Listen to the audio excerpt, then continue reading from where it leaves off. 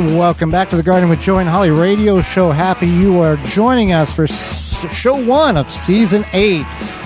Time for your garden questions and our garden answers. You got a question? Send it on over to a couple of different avenues in which you can do such. You can give us a call toll free coast to coast at 1-800-927-SHOW. That's 1-800-927-7469. Or you can give us, you can send us an email to gardentalkradio@gmail.com. That's gardentalkradio@gmail.com. Also, throughout the show, the breaks, those are the companies that support the show to pay the airtime for us to be on multiple stations across the country. Some are offering coupon codes, and you can find that at our parent website, the WisconsinVegetableGardener.com, underneath the Money tab at the top of the page. Or you can send us an email, gardentalkradio@gmail.com, and we can get you the coupon code so you can save money and make your garden better. Well, we had a couple of people call in, and we will address those questions right now. I'm Tyler in Westfield, Mass.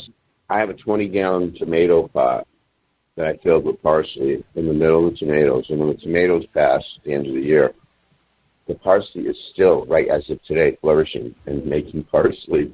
I'm actually going to take a picture of it. So they said it's a miracle. And I'm saying maybe the middle of that pot hasn't frozen yet. If so, what do you think? Well, thank you so much for giving us a call. He's listening to us on WRCN 8:30 a.m. out of the Boston area. And Holly, it would be the center is not frozen. Yeah.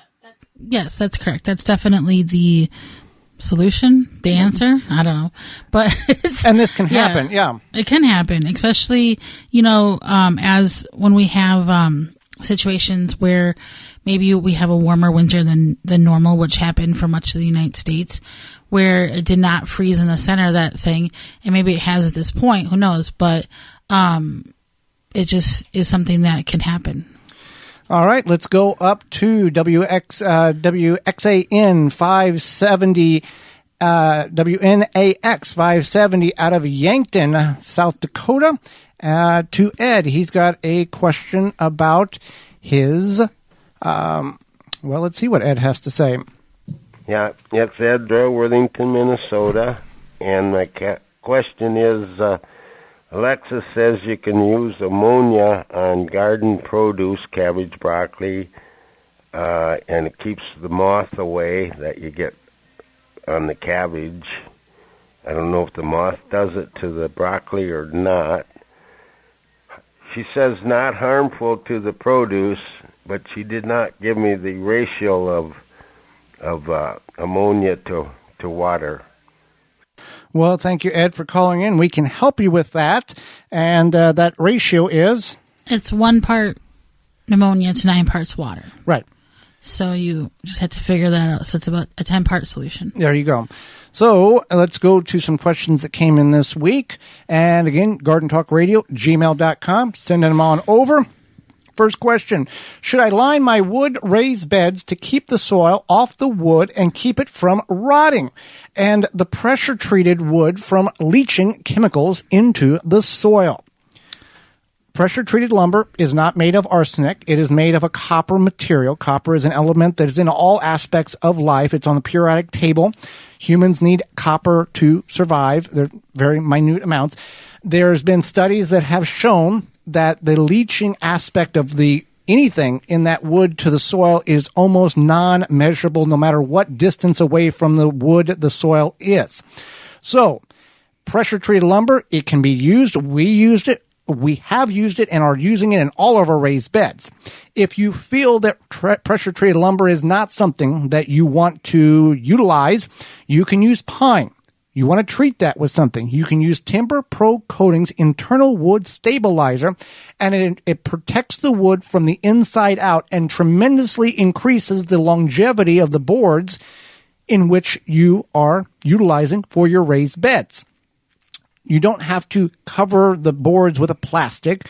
Then you're introducing a plastic and a whole nother level of steps in which is not required or needed in order to grow in a raised bed. There are metal raised beds. There are fabricated beds with plastic, the plastic lumber they have I would recommend wood or metal. I wouldn't go with the processed. This is solid wood too, but like pine treated or cedar, Western red cedar. I would not do any composites or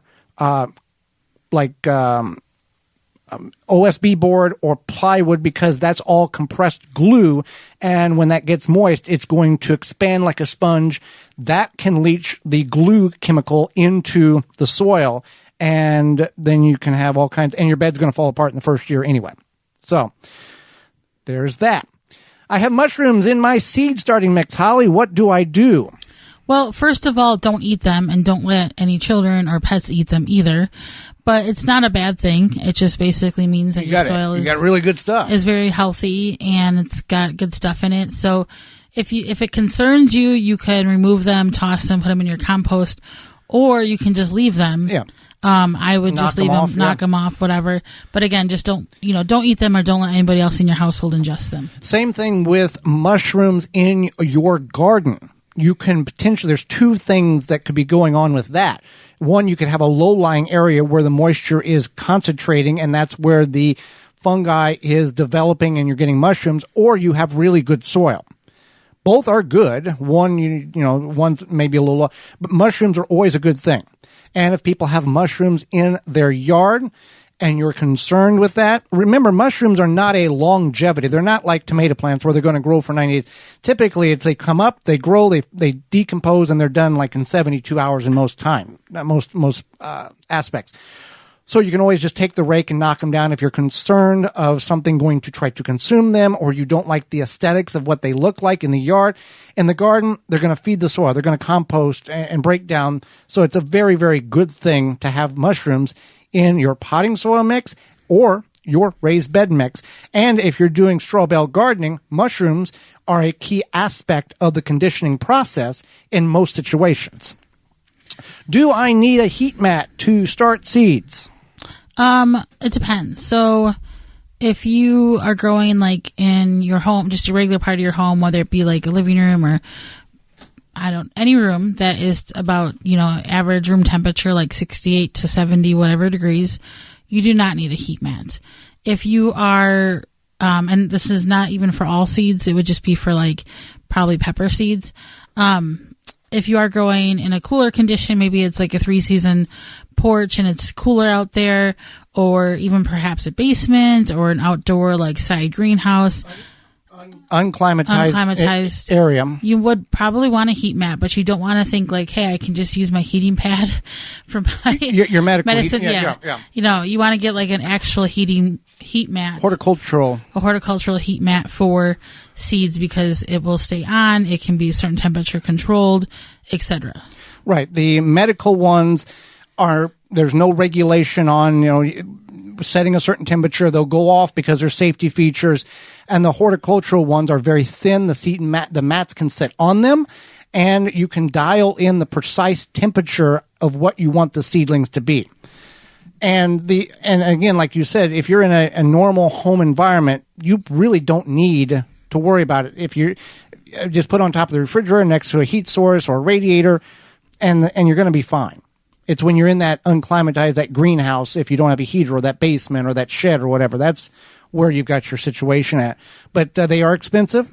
If you can, I would not advise just going out and getting one because, that's what I'm supposed to have, because you don't need it in most cases. All right.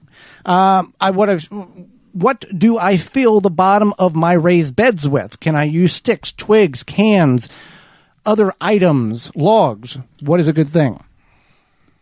Nothing. Soil. Well, I guess it depends on how deep it is. There is raised beds that are, higher height, 24, 36 inches high. However, it's not designed to, and I've seen this over and over and over again on social media. What can I put in the bottom of raised beds? Can I put aluminum cans? Can I put styrofoam pieces? Can I put just basically trash in the bottom in order to fill in that dead space? Number one, it's not a landfill. Number two, if you're going to put something in the bottom, something natural would be the key. Logs, which will break down over time, but also absorb moisture, so you can kind of turn your raised bed into a hugelkultur bed So that pine needles, pine straw, twigs, you can throw shredded paper. You can utilize some of that in the bottom of the bed, but no aluminum cans, no styrofoam, none of that stuff, because that's not going to break down. Now, if you have a large planter on the side of your house, like you're walking in, your walk path, you can take very large terracotta pots, invert them in the bottom of that that tower that stands 4 foot tall, and then fill the top half with soil, that type of thing. That would work. But in your raised beds, just bite the bullet and buy the soil and fill it full, and you're going to be much better off than dealing with all the other stuff you're throwing in. Well, Holly, what did we learn today? What did you learn today?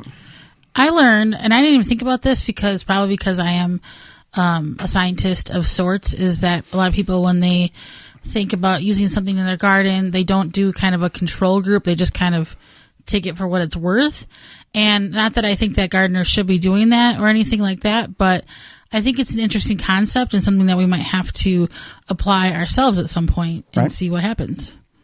I learned that with our guest Robert Polovis, the garden mythbuster, that it takes 80 tums to utilize any calcium absorbent for the plant when you're planting tomatoes. I know how much tums cost, and that's a lot of tomatoes. What we learned today is brought to you by honeybeehealthy.com, Holly. Whether you're a gardener, bee hobbyist, or professional beekeeper, Honey Bee Healthy Inc. has the products to help you maintain a healthy hive and thriving garden.